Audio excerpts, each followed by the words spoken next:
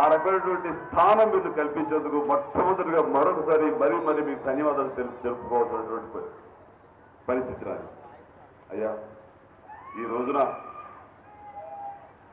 జరుగుతున్నటువంటి ఎన్నికలు, ఈ సార్వత్రిక ఎన్నికలు ఆ సాదాసీదాలు కావు, ఎప్పుడు జరిగేటటువంటి సాధారణ ఎన్నికలు కావు.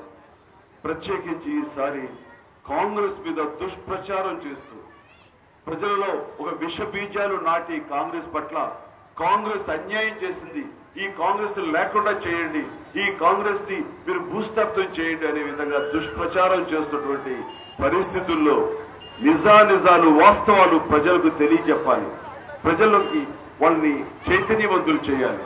ఈ కాంగ్రెస్ పార్టీ గతంలో పేదలకు, బడుగు బలహీన వర్గాలకు ఏ రకంగా అండదండలు అందించింది, అన్ని వర్గాల వరకు ఏ రకంగా వాళ్ళకి జీవితంలో నాణ్యత, ఒక ఉన్నతమైనటువంటి జీవితం ఇవ్వడం కోసం ఏ రకంగా ప్రయత్నం చేసింది. కడుపుతోటి, అత్తాకలతోటి, అరాకొర పనులతోటి, ఉపాధి సరిగ్గా లేక ఎలా ఆకలితో అలమటిస్తున్నటువంటి పేదలకు, కూలీలకు ఏ రకంగా భుజం కాసింది. రైతులకు ఎప్పటికప్పుడు రుణమాఫీ చేస్తూ, వడ్డీలని రుణాలు ఇస్తూ ఏ విధంగా వాళ్ళకి బాసటగా నిలిచింది. విద్యార్థులు చదువుకునే వాళ్ళకి, ఆ విద్యార్థులకి ఫీజు రీఎంబర్స్మెంట్ ఇచ్చి ఆర్థికంగా వాళ్ళు వెరగొన్నా సరే వాళ్ళకి ఆ వెసులుబాటు ఇచ్చి వాళ్ళు మంచి విద్యా అధికులు అవడం కోసంగా మంచి ఉన్నతమైన పదవుల్లో మంచి ఉద్యోగాలు చేసుకునే అవకాశం కల్పించింది ఎవరు. ఇక మహిళలకు సాధికారిత, ఈ రోజున ప్రతి మహిళ కూడాను ఆ భర్త మీద ఆధారపడకుండా వాళ్ళ కాళ్ళ మీద వాళ్ళు నిలబడి స్వయం సహాయక బృందాలుగా ఏర్పడి వాళ్ళకి ఈ రోజున గర్వంగా తలెత్తుకునేలాగా చేసింది ఎవరు? ఈ కాంగ్రెస్. అలాగే ఎన్నో చేసినటువంటి కాంగ్రెస్ ఈ రోజున ఆ ప్రజలకు కృతజ్ఞతగా ఉంటే ఆ ప్రజల్లో లేనిపోని అపోహలు, అనుమానాలు కలగజేసి విషబీజాలు లాంటి కాంగ్రెస్ లేకుండా చేద్దామన్న ప్రయత్నం చేస్తున్నారు. ఇది ప్రధానంగా టీడీపీ, వైఎస్ఆర్సీపీ పార్టీ వాళ్ళు పరోక్షంగా దూరంగా ఉండి ఇక్కడి నుంచి లబ్ధి పొందామని, ఇక్కడ స్థానబలం లేకపోయినా బీజేపీ వారు కూడా ఇలాంటి వారికి మీరు బుద్ధి చెప్పాల్సిన అవసరం ఉంది.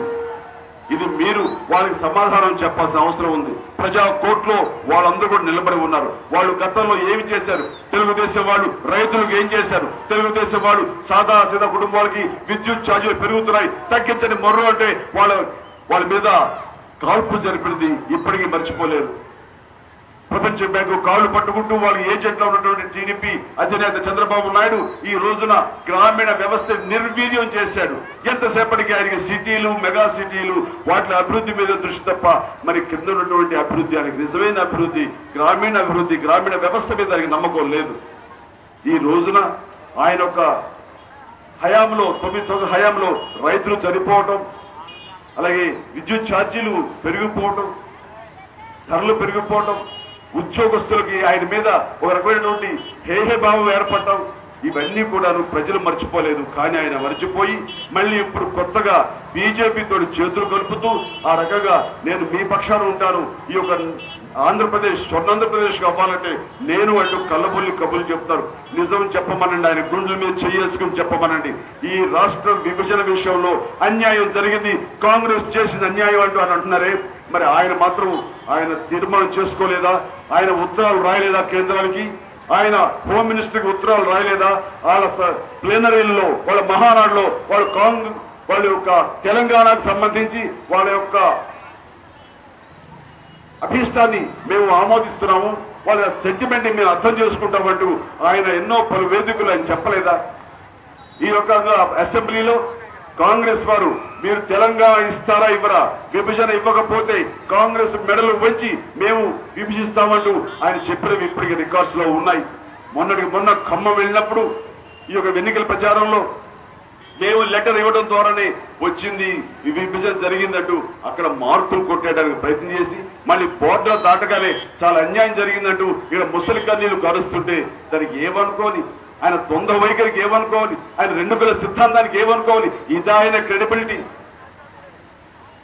అలాగే వైఎస్ఆర్సీపీ పార్టీ వాళ్ళు ఇడుపులపాయలో వాళ్ళ ప్లేనరీ జరుగుతూ వాళ్ళ పార్టీలో ఒక నిర్ణయం తీసుకున్నారు.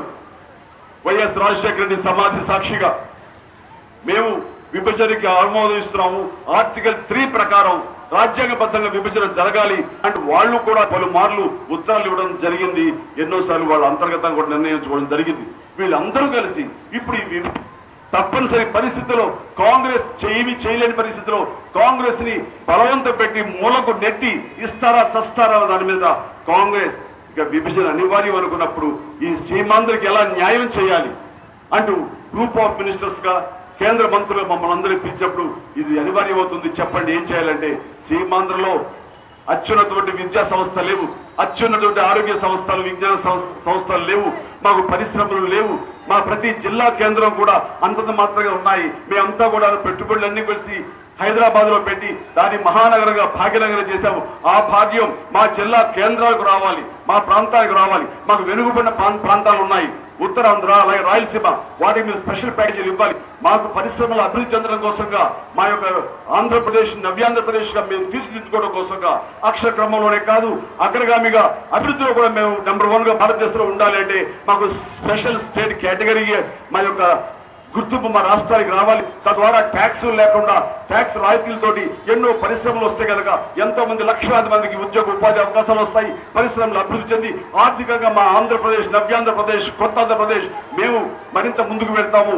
ఆ రకంగా మాకు ఇస్తూ అన్నిటికీ మించి రైతులకు కావాల్సినటువంటి పోలవరం అది మాకు జీవనాధారం. సాగునీటికి పోలవరం కావాలి. పోలవరం 60 సంవత్సరాల కళ, అది అంతంత మాత్రంగానే ఉండవద్దు తప్ప ఎప్పుడు అది ప్రాజెక్టు నిర్మాణానికి నోచుకోలేదు. ఆ ప్రాజెక్టు మీరు త్వరితగతిన చేయాలి. దానికి అయ్యేటటువంటి నిధులు మొత్తం మీరే ఇవ్వాలి. దీని మీద బాధ్యత కూడా మీరే తీసుకోవాలన్న వెంటనే ఏమాత్రం